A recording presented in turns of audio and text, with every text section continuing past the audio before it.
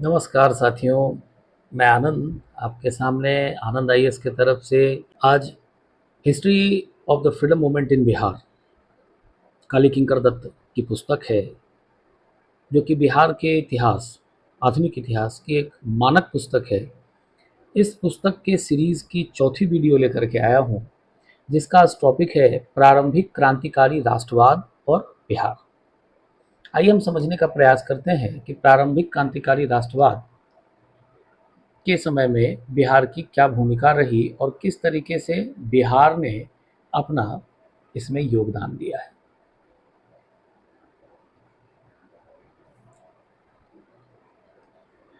अब हम देखते हैं कि क्रांतिकारी राष्ट्रवाद की पृष्ठभूमि बिहार में क्या रही है।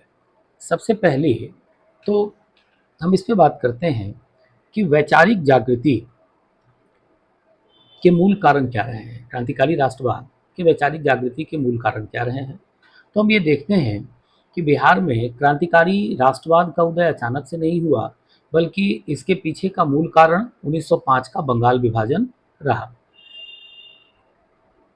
जिसके परिणाम में राष्ट्रव्यापी आक्रोश और आंदोलन वगैरह हुआ। इसका प्रभाव बिहार के ऊपर भी पड़ा और बिहार में भी बिहार का युवा वर्ग ब्रिटिश हुकूमत के दमनकारी और उसकी नीतियों के प्रति उबल चुका था। इसी का परिणाम हुआ कि बिहार में भी अंग्रेजों के खिलाफ असंतोष हुआ और इसके साथ साथ 1885 के पश्चात जो राष्ट्रीय कांग्रेस, जिसकी शुरुआती धर्मपंथी विचारधारा थी, उनके हाथ भी चूंकि कुछ नहीं लगा, जिसकी वजह से बिहार के आंदोलनों, बिहार के युवाओं का भी देश के अन्य भागों के लोगों के तरह भारतीय राष्ट्रीय कांग्रेस से मोहभंग हो चुका था और अब वह सशस्त्र विद्रोह और प्रत्यक्ष प्रतिरोध लेने का अंग्रेजों से सोच रहे थे। इसीलिए जब हम बिहार पर क्रांतिकारी राष्ट्रवाद की भौगोलिक प्रभाव को देखते हैं, तो हम सभी अभी तक तो ये समझ ही चुके हैं कि बिहार परमानेंट लैंड सेटलमेंट का पार्ट था, तो बंगाल के क्षेत्र के अंतर्गत था, बिहार, बंगाल और उड़ीसा। साथ ही साथ बंगाल और ये कह लें कि कलकत्ता से प्रत्यक्ष संपर्क था और कलकत्ता में ही उस दौरान क्रांतिकारी संगठन का प्रादुर्भाव होता है, जिसमें शुरुआती क्रांतिकारी संगठनों में अनुशीलन समिति और युगांतर, ये दोनों काफी महत्वपूर्ण थे। इन दोनों का प्रत्यक्ष प्रभाव बिहार के युवाओं पर भी पड़ा और अरविंद घोष और भूपेंद्र नाथ दत्त की रचनाओं ने बिहार के छात्रों और बुद्धिजीवियों को वैचारिक रूप से उद्वेलित किया। बिहार के कई सारे जिलों में गुप्त व्यायामशालाएं और लाठी क्लब जैसी चीज़ों को बनाया गया और गुप्त क्रांति की जमीन बिहार के अंतर्गत तैयार की गई। यहाँ हम अरविंद घोष को थोड़ा सा जानने का प्रयास करेंगे। अरविंद घोष भारतीय स्वतंत्रता आंदोलन या यूँ कहें कि क्रांतिकारी राष्ट्रवाद के प्रोमिनेंट फिगर हैं। यूपीएससी अपने ऑप्शनल पॉलिटिकल साइंस ऑप्शनल में अरविंद घोष को शामिल भी करता है। शुरू के दौर में ये इंग्लैंड से पढ़ करके आएंगे, आने के बाद बड़ौदा राजघराने में एक प्रोफेसर की भूमिका निभाएंगे। उसके पश्चात भारतीय स्वतंत्रता आंदोलन में ये खुद पढ़ेंगे, क्रांतिकारी राष्ट्रवाद के साथ जुड़ेंगे और उसके बाद फिर एक आध्यात्मिक महापुरुष की भूमिका निभाएंगे। काफ़ी प्रोमिनेंट फिगर हैं। इन्होंने कई सारी रचनाएं भी की। सावित्री है, द डिवाइन लाइफ है, आईएएस ने पूछा भी है, the new lamps for the old किसकी रचना है, तो अरविंद घोष की ही रचना है।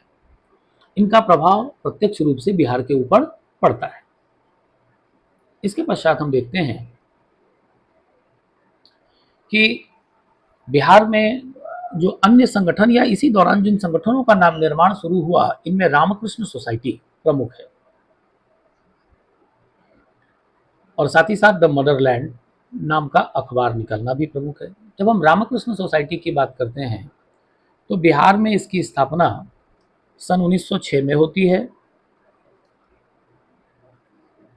कहाँ? पटना। रामकृष्ण सोसाइटी की स्थापना बिहार में कहाँ होगी? पटना में, 1906 में। और इसके द्वारा ध्यान रखिएगा कि जो बिहार के युवा हैं, इनको शारीरिक, नैतिक और आध्यात्मिक रूप से सुदृढ़ करने का काम किया जाएगा और गुप्त रूप से उनको एक संगठन के रूप में परिवर्तित करने का काम किया गया था। इसके बाद द मदरलैंड का प्रकाशन होगा। प्रकाशन कौन करेंगे? बाबाजी ठाकुरदास।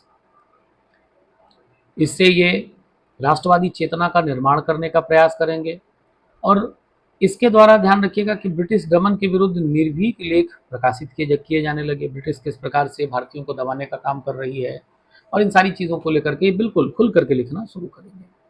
इसके पश्चात जब हम शुरुआती विचारकों की भूमिका देखते हैं तो डॉक्टर ज्ञानेंद्र नाथ और केदारनाथ बनर्जी ये प्रारंभिक विचारक हैं जिनका यह मानना है कि बिहार के युवाओं को संगठित कर इनके द्वारा मतलब रामकृष्ण सोसाइटी और बाबाजी ठाकुरदास के द्वारा देश प्रेम की दीक्षा दी जाती है और इनके द्वारा क्रांतिकारी साहित्य का वितरण कर अपना प्राथमिक सांगठनिक लक्ष्य पूरा किया जाता है। जब हम इसके पश्चात देखते हैं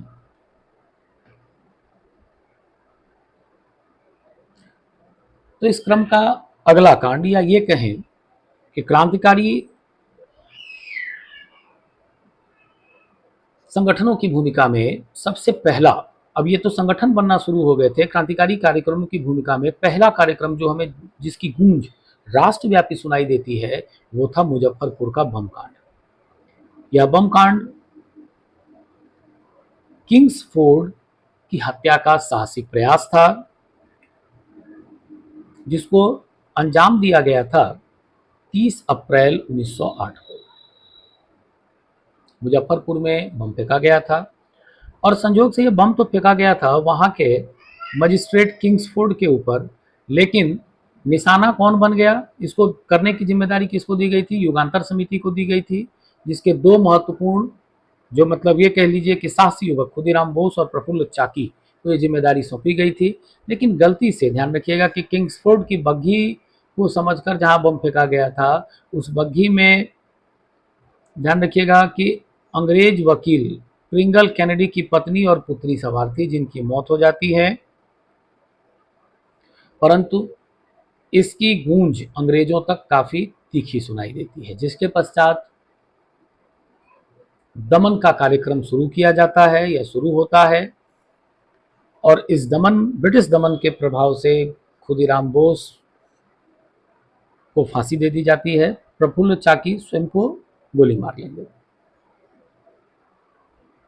यहाँ ध्यान रखिएगा कि प्रफुल्ल चाकी मुजफ्फरपुर समस्तीपुर होते हुए मोकामा आते हैं और नंदलाल बनर्जी उप निरीक्षक जो थे नंदलाल बनर्जी ने उन्हें गिरफ्तार करने का प्रयास किया, तो प्रफुल्ल चाकी जीवित पकड़े जाने की बजाय उन्होंने खुद को गोली मार ली और जिससे उनका बलिदान आज भी भारतीयों के बीच जीवित है।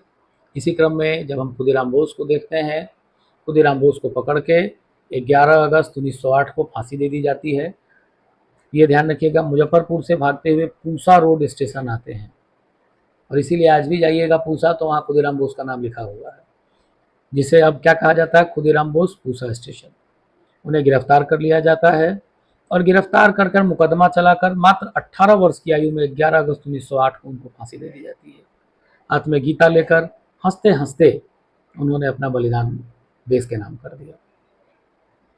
यह बलिदान पूरे बिहार और बंगाल के बनकरों को खुदीराम बोस धोती, जिसके बॉर्डर पर खुदीराम बोस लिखा होता था, बनाने की प्रेरणा दी।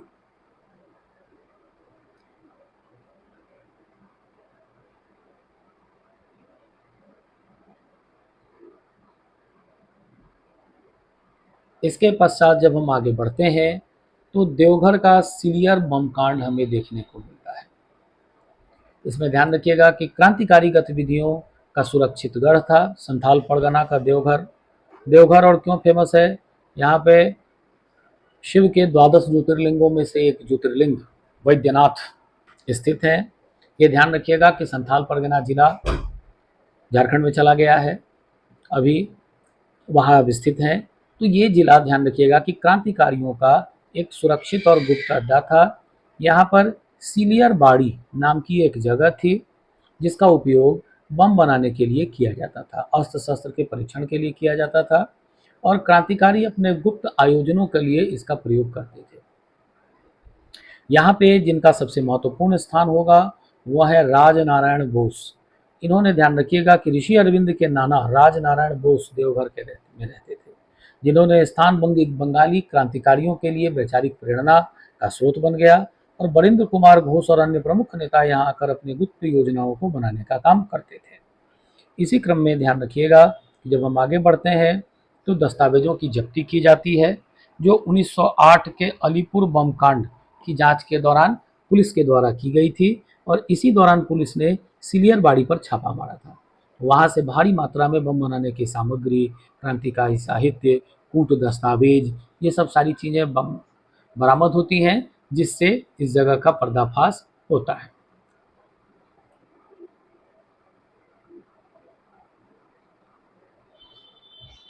इसके पश्चात क्रांतिकारी आतंकवाद के क्रम में जब बिपिन चंद्रा इसको लिखते हैं तो आपने एक चीज और पढ़ी होगी, अनुशीलन समिति।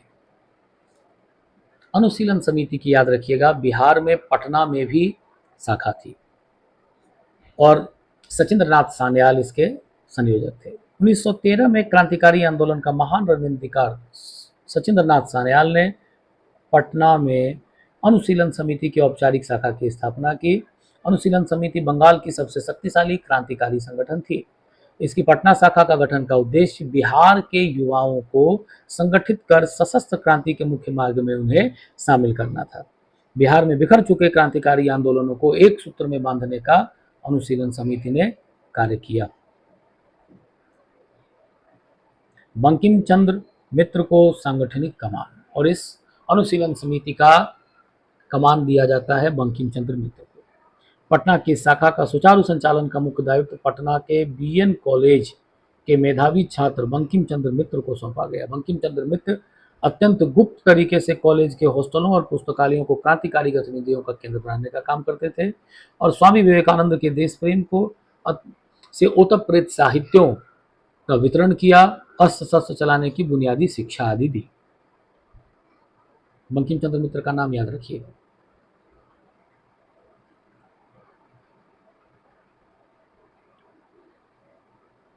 अब बंकिम चंद्र मित्र का बनारस से कनेक्शन था। इसे जब हम पढ़ते हैं तो बंकिम चंद्र मित्र के और भी कई सारे थे संबंध, जिनमें रास बिहारी बोस के साथ भी संबंध प्रमुख थे। महान क्रांतिकारी नेता रास बिहारी बोस के साथ थे। रास बिहारी बोस ने संपूर्ण उत्तर भारत में एक साथ सैन्य विद्रोह गदर योजना बनाई थी, जिसमें बिहार का क्रांतिकारी नेटवर्क एक महत्वपूर्ण कड़ी थी। साथ ही साथ बनारस का षड्यंत्र केस होता है 1915 का। 1915 के गदर विद्रोह की योजना असफल हो गई तो ब्रिटिश सरकार ने बड़े पैमाने पर गिरफ्तारियां की। बनारस केस के तहत बंकिम चंद्र मित्र को गिरफ्तार किया गया और उन्हें कड़ी यातनाएं देकर 3 वर्ष के कठोर कारावास की सजा सुनाई गई। इसके पश्चात हम देखेंगे कि गया और मुंगेर में अनुशीलन समिति का प्रसार होगा। पटना तक ही है अनुशीलन समिति सीमित नहीं रहती है, बल्कि गया, मुंगेर, भागलपुर, इन सब में भी इनकी गुप्त बैठकें आयोजित होने लगी। जमींदारों और व्यापारियों से क्रांतिकारियों के लिए गुप्त वित्तीय सहायता लिया जाने लगा और एक संगठन के रूप में इसका विकास होने लगा।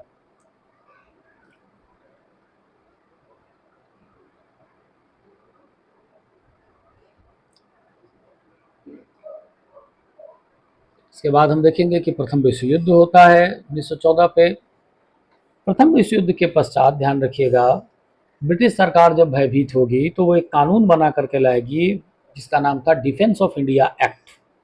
इस डिफेंस ऑफ इंडिया एक्ट के बाद ध्यान रखिएगा, जर्मनी और गदर पार्टी से हथियार मंगाकर, उसको ऐसा लगता था कि भारत के जो क्रांतिकारी हैं ये जर्मनी की मदद से और गदर पार्टी के सहयोग से विदेशों से हथियार मंगा करके ब्रिटिशों के खिलाफ षड्यंत्र कर सकते हैं और उन्हें भारत से बाहर खदेड़ सकते हैं।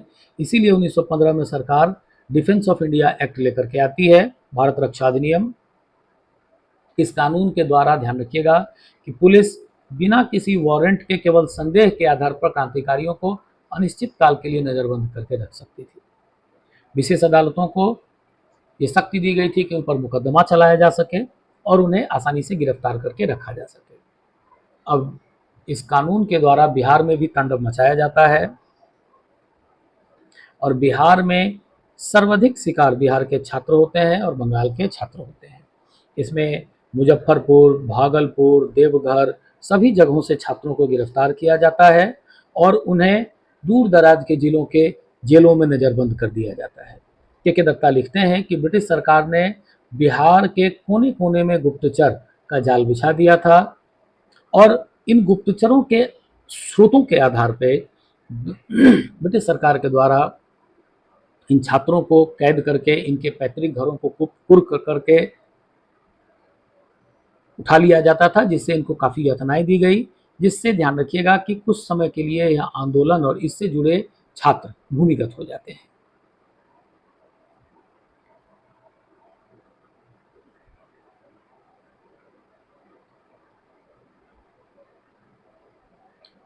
यहाँ एक और महत्वपूर्ण कारनामा है रेवती नाग का, जिन्होंने भागलपुर में अंग्रेजों के खिलाफ काफ़ी बेहतर आंदोलन का संचालन किया था। भागलपुर क्रांतिकारी केंद्र। ढाका अनुशीलन समिति के अत्यंत सक्रिय और समर्पित सदस्य थे रेवती नाग। इन्होंने बिहार के भागलपुर में क्रांतिकारी गतिविधियों को पुनर्संगठित करने का प्रयास किया था और इनके द्वारा, ध्यान रखिएगा, गुप्त पाठशाला और बौद्धिक दीक्षा का काम किया जाता था।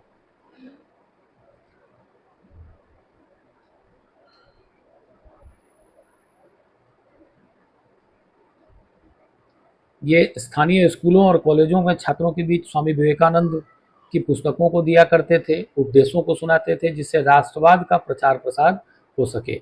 इन्होंने युवक संघ बनाया था और छात्रों को शारीरिक और मानसिक रूप से सुदृढ़ बनाने पर व्यायामशाला वगैरह खोल करके उनको मजबूत बनाने पर बल देते थे। साथ ही साथ सरकारी दमन और अंत। जब सरकार को पता लगा रेवती नाग के बारे में, तो सरकार रेवती नाग की लोकप्रियता से घबराकर पुलिस को रेवती नाग को पकड़ने की जिम्मेदारी देती है और पकड़े जाने पर उन्हें जेल की यातनाएं दी जाती हैं और इस आंदोलन का अंत कर दिया जाता है।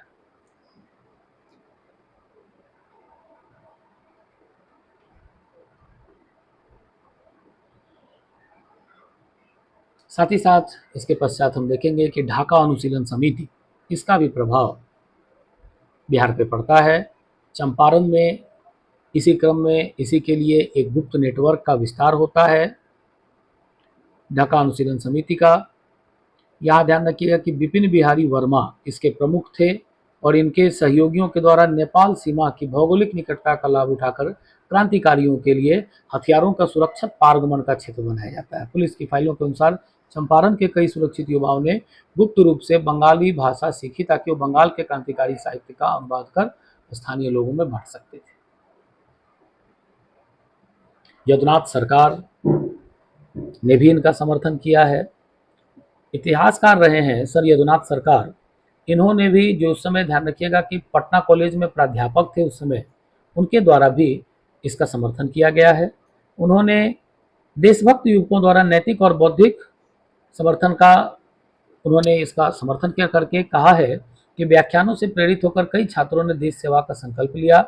वे सशस्त्र गतिविधियों में शामिल नहीं थे, परंतु उनका शैक्षणिक प्रभाव क्रांतिकारियों के लिए मजबूत सुरक्षा का कवच बन चुका था, जिससे सीधे पुलिस भी टकराने से डरती थी।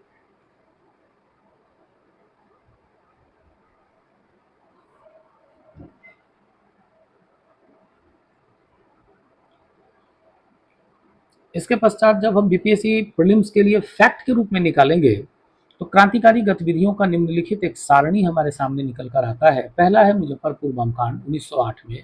किसने अंजाम दिया? तो खुदीराम बोस और प्रफुल्ल चंद्र चाकी ने। स्थान कहाँ था? मुजफ्फरपुर। इसमें किया क्या गया कि खुदीराम बोस को फांसी हो जाती है, प्रफुल्ल चाकी ने स्वयं को गोली मार ली और लॉर्ड किंग्सफोर्ड की हत्या का प्रयास किया गया था। दूसरा था रामकृष्ण सोसाइटी का गठन 1906 में किया जाता है और करने का काम किसने किया था? यह करने का काम बाबाजी ठाकुरदास ने किया था। रामकृष्ण सोसाइटी का गठन कहाँ किया गया? पटना शहर में। और इनके द्वारा मदरलैंड नाम के अखबार को निकाला गया। सरकार ने क्या किया? मदरलैंड अखबार को जब्त कर लिया और बाबाजी ठाकुरदास को गिरफ्तार कर लिया। तीसरी समिति थी अनुशीलन समिति।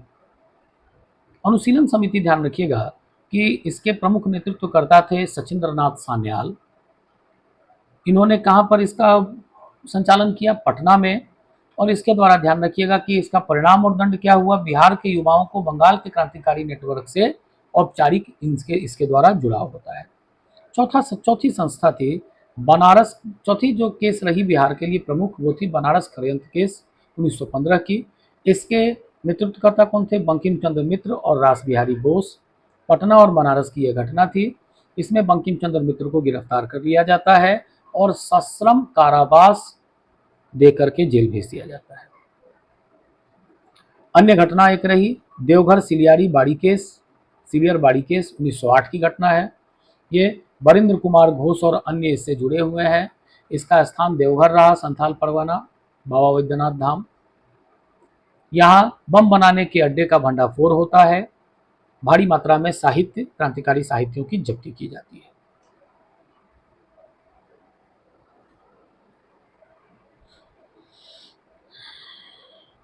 अब जब हम क्रांतिकारियों के वैचारिक दर्शन को देखते हैं तो इनका प्रथम दर्शन था शारीरिक और नैतिक सुदृढ़ता। इनका यह मानना था कि कायरता और शारीरिक कमजोरी देश की गुलामी का सबसे बड़ा कारण है। इसीलिए आवश्यक है कि युवा शारीरिक और नैतिक रूप से मजबूत बने और इसके लिए अखाड़ा, व्यायामशाला, व्यायाम मंडल, तलवार, मुक्केबाजी, इन सारी चीज़ों की प्रशिक्षण इन्हें दी जाती थी। दूसरा, भगवत गीता और विवेकानंद का संदेश। हम सबको पता होगा कि क्रांतिकारी राष्ट्रवाद के पिता माने जाते हैं स्वामी विवेकानंद।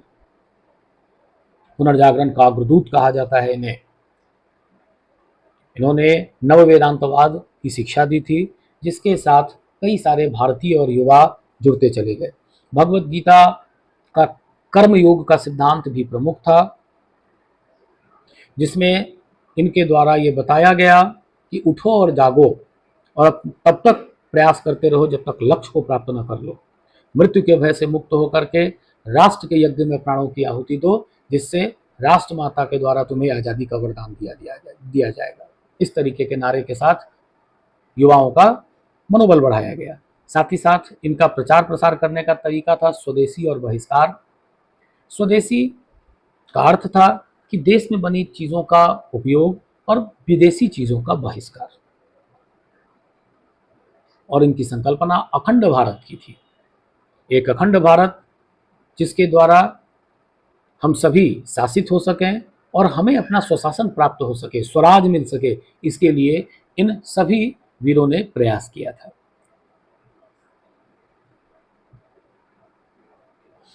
अब जब हम कालीकिंकर दत्त के मत को देखते हैं तो इन्होंने लिखा है कि यद्यपि सरकारी सेडिशन कमेटी ने अपनी रिपोर्ट में बिहार की क्रांतिकारी भूमिका को अत्यंत सीमित माना था, परंतु बिहार के युवाओं का गुप्त योगदान, उनका आत्म बलिदान अभूतपूर्व था। खुदीराम बोस की फांसी, प्रफुल्ल चाकी के आत्मोत्सर्ग ने बिहार की सोई हुई आत्मा को झकझोर कर रख दिया था। इस वैचारिक धरातल ने आगे चलकर चंपारण सत्याग्रह के लिए मार्ग प्रशस्त किया और असहयोग आंदोलन के लिए बिहार को एक बेहद उर्वर राजनीतिक पृष्ठभूमि तैयार करने का महान कार्य दिया था। अब हम बीपीएससी प्रीलिम्स के अभ्यास प्रश्नों को देखते हैं। पहला है, वर्ष 1913 में पटना में अनुशीलन समिति की शाखा स्थापित करने वाले क्रांतिकारी नेता कौन थे? बंकिम चंद्र मित्र, सचिंद्रनाथ सान्याल, खुदीराम बोस और बाबाजी ठाकुरदास। उत्तर होगा सचिंद्रनाथ सान्याल। इन्होंने पटना में इसकी शाखा या अनुशीलन समिति की शाखा की नींव रखी और इसका कार्यभार सौंपा गया था बीएन कॉलेज के छात्र बंकिम चंद्र मित्र को। दूसरा प्रश्न है, 1906-7 में पटना में रामकृष्ण सोसाइटी की स्थापना किसके द्वारा की गई और उन्होंने कौन सा समाचार पत्र निकाला? केदारनाथ बनर्जी, बाबाजी ठाकुरदास, भूपेंद्र नाथ दत्त और सर यदुनाथ सरकार। उत्तर होगा बाबाजी ठाकुरदास। बाबाजी ठाकुरदास के द्वारा मदरलैंड नाम का समाचार पत्र निकाला गया था और यह समाचार पत्र शुरुआती क्रांतिकारी विचारों के प्रचार प्रसार का सबसे निर्भीक माध्यम बना था। तीसरा प्रश्न है, मुजफ्फरपुर बम कांड 30 अप्रैल 1908 के किस क्रांतिकारी को 11 अगस्त 1908 को मुजफ्फरपुर जेल में फांसी दी गई थी? प्रफुल्ल चाकी, खुदीराम बोस, कन्हई लाल दत्त, सत्येंद्र बोस। अभी हमने पढ़ा है खुदीराम बोस। यहाँ ध्यान रखिएगा कि खुदीराम बोस को पकड़ करके फांसी दे दी जाती है और प्रफुल्ल चाकी ने मोकामा घाट स्टेशन पर स्वयं को गोली मार ली थी। ये था साथियों हमारा आज का सेशन। अधिक से अधिक संख्या में इसको लाइक और सब्सक्राइब करें